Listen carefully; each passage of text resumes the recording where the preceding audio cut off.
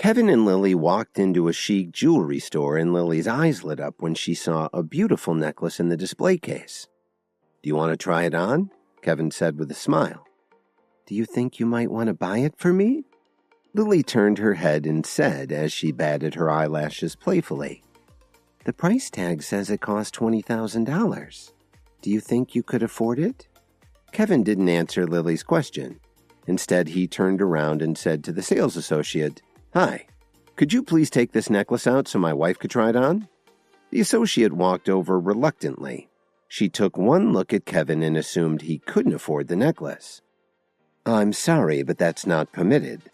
All jewelry must be purchased before it can be removed from the case," she said in a condescending tone. Based on Kevin's clothing, she decided that he was just trying to impress the beautiful woman who was accompanying him.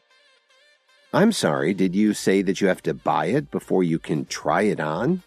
Kevin was amused. "If my wife hasn't tried it on, how will she know if she likes it?" The associate didn't want to waste any more time with Kevin, so she replied curtly, "Don't worry about that. Our jewelers can make the appropriate adjustments so that the item will fit her correctly." Lily was starting to get self-conscious. She knew that Kevin couldn't be making an enormous salary, even though his employer seemed to be pretty generous.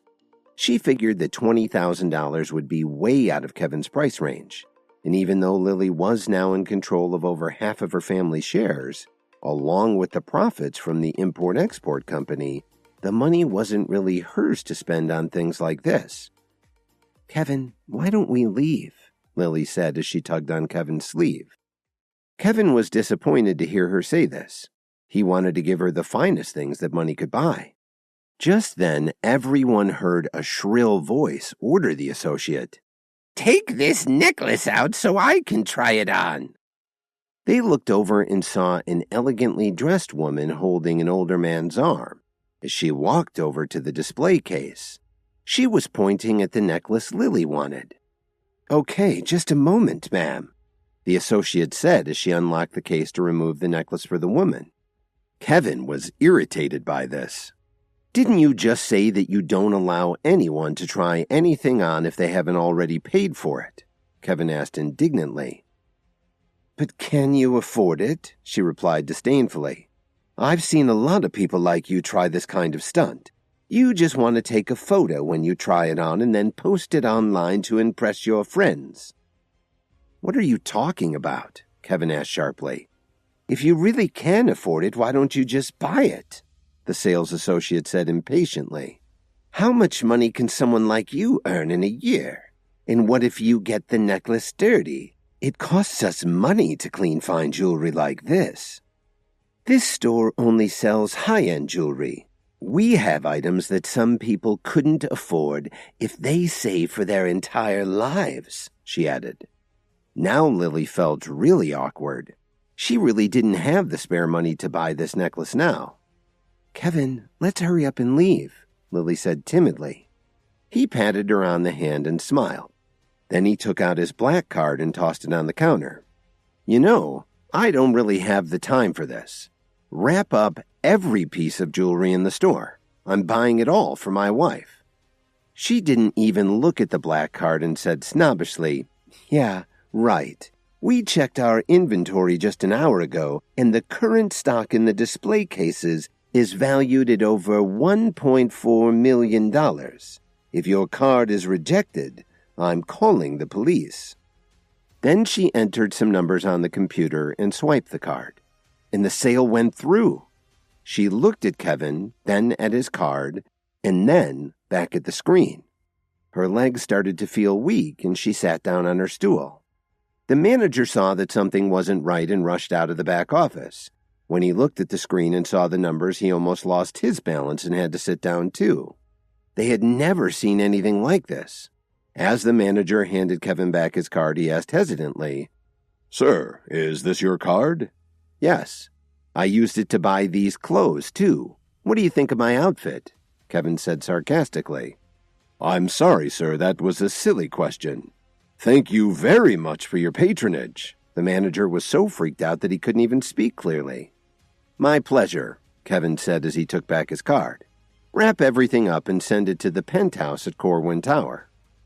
Kevin didn't forget to sneer at the rude man and his charming companion. The two of them were so embarrassed that they practically ran out of the store without saying another word. "Come on, honey, let's go," Kevin said affectionately to Lily. "I just wanted to try on the necklace. Why did you buy the entire store?" Lily was very confused and asked him, "Where did you get so much money from?" "I've never bought you anything nice, so I figured I had a lot of catching up to do," Kevin said as he shrugged his shoulders. "Don't try to avoid my question. Tell me honestly, where did you get all this money?" Lily asked again. She wasn't so easy to fool. "Well, as you know, I've been helping my boss for the past couple of weeks. My latest project just earned him about $140 million, so he gave me a bonus of 1% of the sale. It was just enough to cover this purchase." Kevin was lying, but technically he was his own boss, so he figured he was just bending the truth a little. Lily was even more confused now. How could Kevin's boss be so generous? Just then, Kevin's phone rang. When he saw that it was Phoebe Anderson calling, he immediately answered. "Hello, Kevin. Are you free right now?" She sounded a little anxious. "Yes, I'm free. What's wrong?" Kevin asked. He was puzzled by her tone of voice. "Please come to the store. There's something I need you to settle right away," Phoebe said quickly. Then she hung up the phone before Kevin could say anything.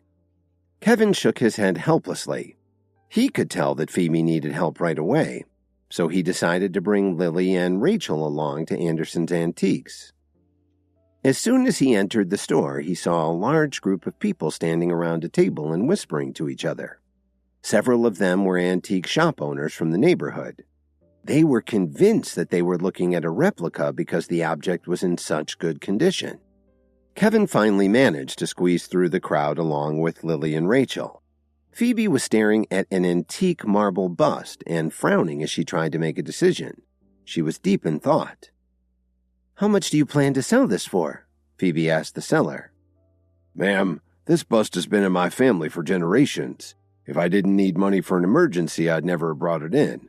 The young man scratched his chin and said, "It should be worth about $60,000, don't you agree?"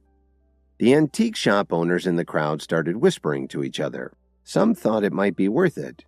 Others wouldn't give him $50 for it. Kevin squinted and took a close look at the marble bust. It looked like an authentic Roman bust, probably from the 2nd century. As he walked around it, he could see that someone had tried to repair it, probably in the 1600s. Kevin asked the young man right away, "How much do you want?" "Didn't I just tell you? 60,000, he said impatiently. "All right, I'll take it," Kevin said directly. As soon as he said this, the onlookers immediately started to quiet down. They couldn't believe that he was willing to spend so much on an obvious fake.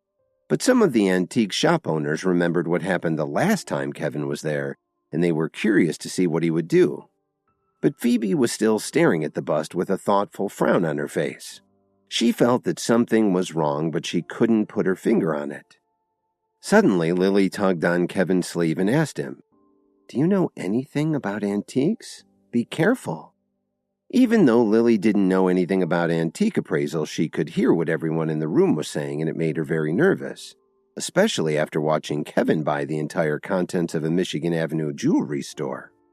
"Don't worry, I know what I'm doing," Kevin whispered to her. "But these people said it was a fake. Take a good look at it. $60,000 is a lot of money. Don't be cocky," Lily warned him. "Trust me, Lily," Kevin said confidently. Hearing this, the young man got excited and said to Kevin, "I can tell you have good taste." "President Anderson, please allow me to cover this man's sale," Kevin said as he handed his black card to Phoebe. "Are you sure you don't want to take a closer look? Be careful," Phoebe said worriedly. It wasn't that she didn't trust Kevin's judgment. On the contrary, Phoebe knew that Kevin was an expert who had already helped her save the company a fortune. But she still had her doubts about this item. "Don't you trust me yet?" Kevin laughed softly. The young man said, "You rock." He gave Kevin a thumbs up, then took a bracelet out of his backpack. Phoebe's eyes lit up when she saw it.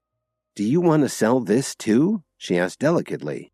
As soon as she said this, everyone stared at the bracelet in the man's hand.